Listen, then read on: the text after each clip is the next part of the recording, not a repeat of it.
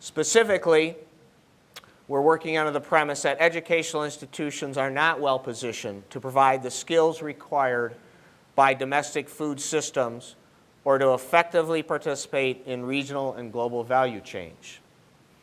Secondly, there is a need to produce a workforce that is adaptable and integrates successfully into the global food economy.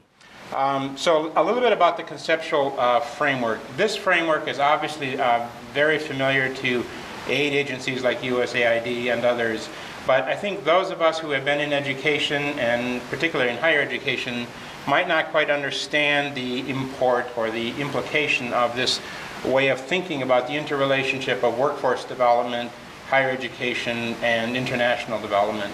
And I think this is becoming increasingly a very important interactive relationship among these three components, because there are two primary things that have been happening over the last 20 to 30 years. One is economic globalization, and economic globalization has brought with it a whole variety of things that we've needed to sort of integrate with respect to knowledge.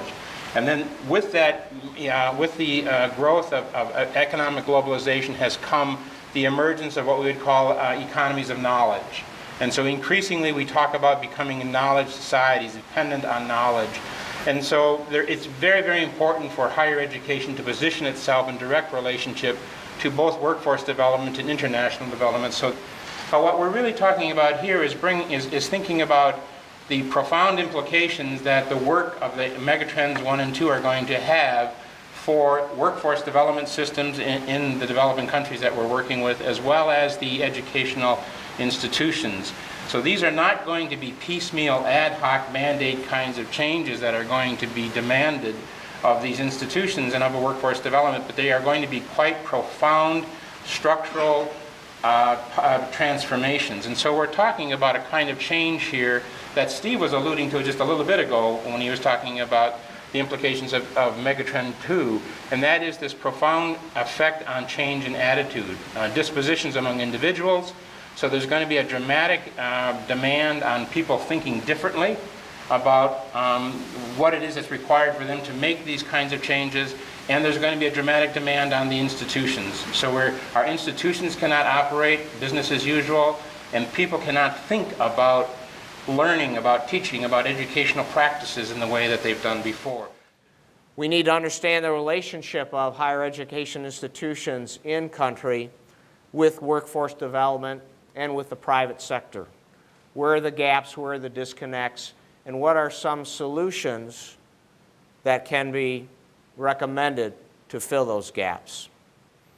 What's the relationship of workforce development and the private sector with government and broader society?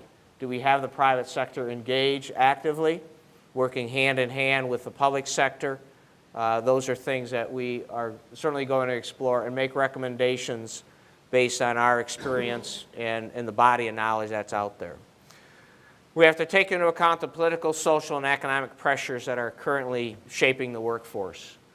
David Shirley mentioned, obviously, rapid urbanization and the fact that we're going to have population going from a 2-to-1 ratio to a 1-to-1 ratio from rural to urban. That obviously leads to a challenge from a workforce standpoint. We also have examples that were brought up by the question of conflict. Obviously, conflict in countries will shape very dramatically the workforce issues.